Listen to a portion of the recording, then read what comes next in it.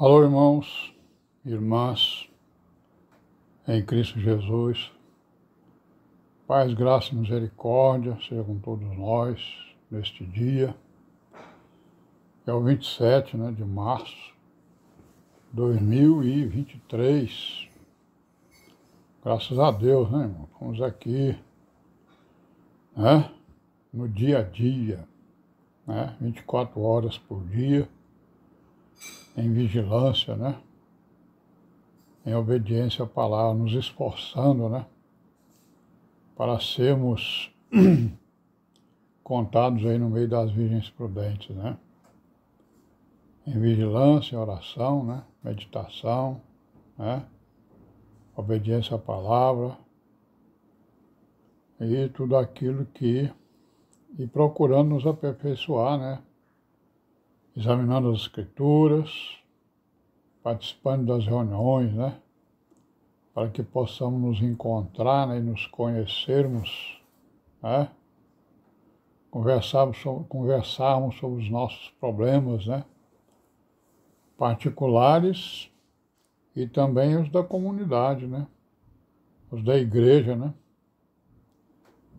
problemas particulares, Amém, graças a Deus, para que atinjamos, a unidade do Espírito, pelo vínculo da paz, irmãos? Amém, graças a Deus, Graças a Deus. Irmão, vamos continuar aí, com a nossa pequena história aí, um pequeno vídeo histórico, que tem a finalidade de nos mostrar, de forma assim bastante clara,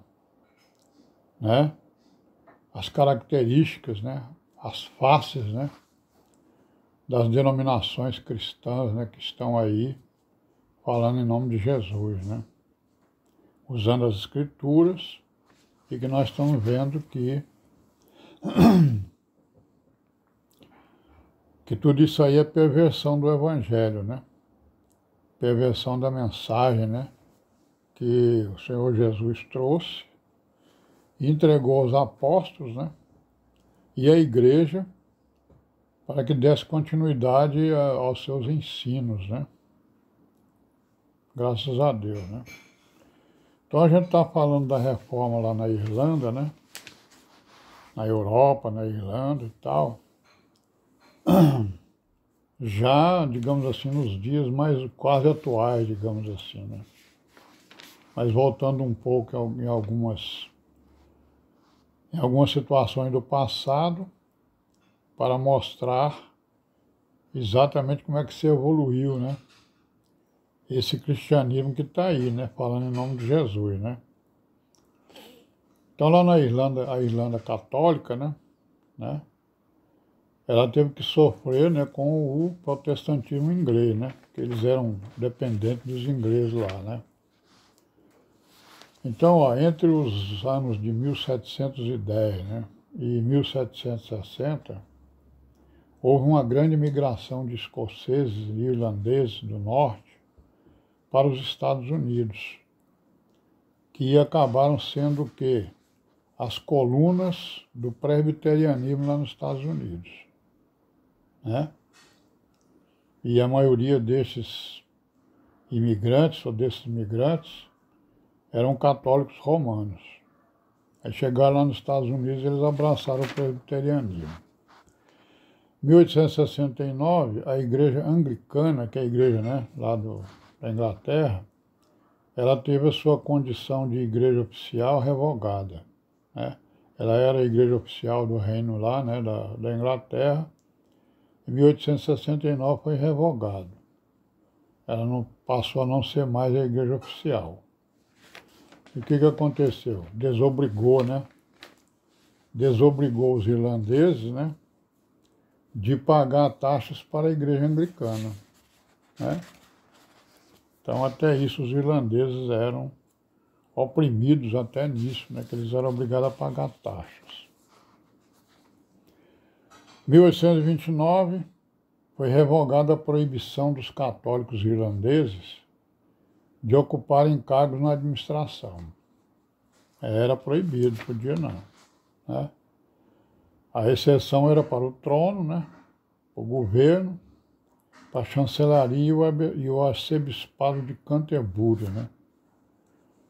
Então eles não podiam ocupar cargo. Então a partir desse 1829, eles então foram liberados, né, para ocupar cargo, desde que não fosse esses aí, né? O trono, né? O rei, né? Chancelaria e esses outros aí, né? Esse outro aí que é o arcebispado, né? Então essa proibição no passado, essa proibição aí de ocupar cargos na administração pública, na administração do governo, foi o que desencadeou, né, o grande antagonismo violento, né, antagonismo violento, né, guerras, né, entre o quê? Entre os protestantes e os católicos. Está lá até hoje, né? Como de vez em quando a gente vê aí, né? Se bem que recentemente andaram fazendo um acordo lá, andaram fazendo um acordo. Mas a origem, né? A causa principal daquela luta entre católicos e protestantes lá da Irlanda, né? Certo?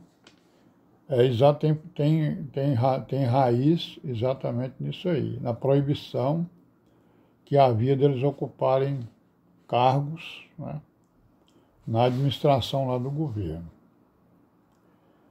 E na Europa continental, né, apareceu o que? A missão interior, né, na Alemanha, certo?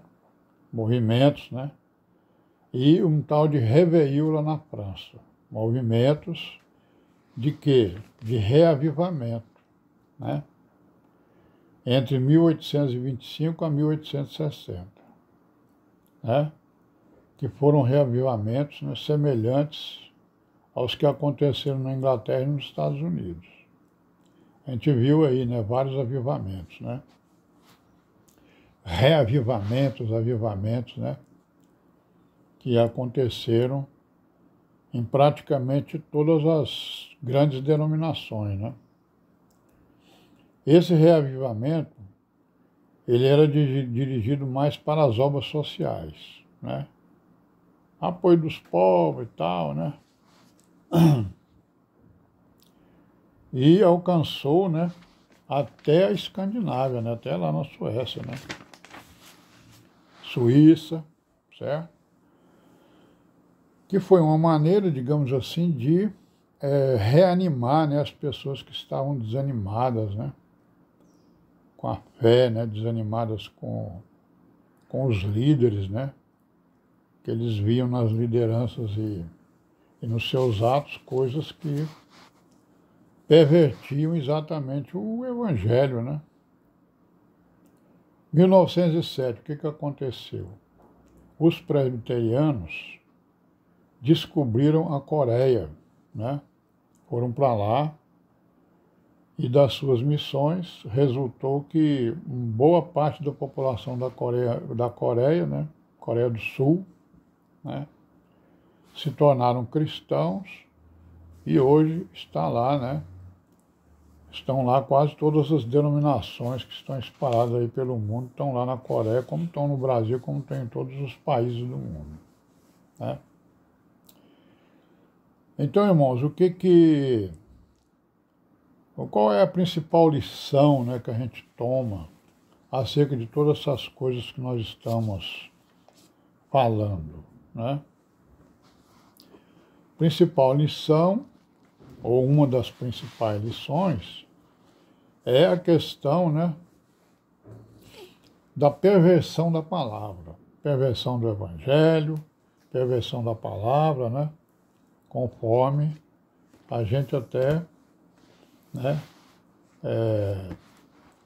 vê, né, nos próprios profetas, né, acusando Israel acerca da perversão, né, da palavra. Então a gente vê aqui, por exemplo, lá em Miqueias, né, no capítulo 3 e no versículo 9 em diante, ele vai fazer aqui uma exortação dura, né, contra Israel, né, acerca da perversão da palavra, a perversão ali da lei de Moisés. Aí nós vamos parar por aqui, amanhã a gente continua aqui, se Deus quiser, né? Paz seja com todos nós.